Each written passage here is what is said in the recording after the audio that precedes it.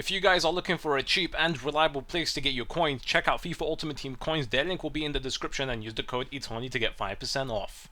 What is going on, guys? Welcome back to another player review. We're going to be looking at one of the rarest players you could ever get your hands on during this Team of the Week or just in FIFA in general, and that is ZARDES in form. How does he play? Is he any good? Let us find out. If you guys are looking for a cheap place to get PSN cards, Microsoft points, or cheap games in general, check G2A. Their link will be in the description. So I had really high hopes for this silver player because I've been using silver teams quite a lot now because there's Team Season Blues, Team Season Silvers, and so on and so forth. And some of the silver players I'm getting my hands on, they're very good. So ZARDES, I had high hopes for him, and let's just say he's a disappointment for me personally because to begin with, I mean, let's talk about what he's good at. Very good strength. I mean, if you look at his in-game stats, he seems a lot stronger than that, and you could see that by the gameplay videos. He could just force his way onto the penalty area and score goals. And one thing I definitely noticed about him is defenders really struggle to get him off the ball.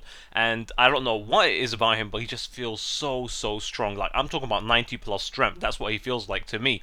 He has 4-star skills and 4-star weak foot, which is pretty much ideal for a striker to be clinical. Another thing that I enjoyed about him is his positioning. He seemed to be always in position for the over-the-tops and so on. Good agility as well, so even though he hasn't got the best of dribbling stats, I mean, agility could help him out in that area. Now, when it came down to finishing with him in the penalty area, probably one of the worst finishes I've tried in Ultimate Team. Seriously, like, he wouldn't finish much. He is not reliable in the penalty area. One-on-one with the goalkeeper, you are most likely to miss. Now, what I found strange about him is from difficult angles, he seems to score sometimes, but from, like, you know, easy goals, when you're just trying to get past the keeper and finesse it past him, the goalkeeper seems to save it a lot of the time. So I look at his finishing stats, it's 77, I think, or something like that in his in-game stats. It feels like it's lower than that, honestly.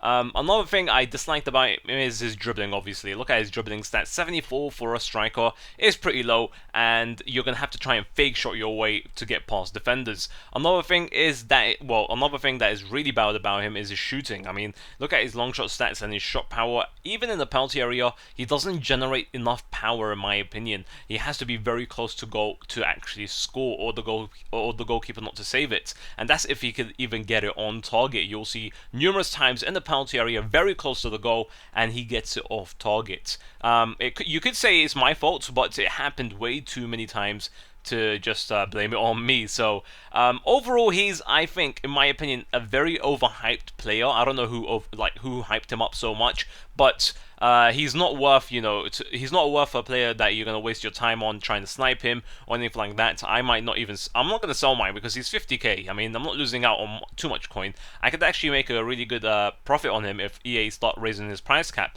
But overall, I wouldn't recommend wasting your time trying to snipe this guy. He's one of the more disappointing silver players I've tried out, and hopefully you enjoyed this video and found it helpful. So if you did, please hit the like button, and he is gonna get a 7 out of 10.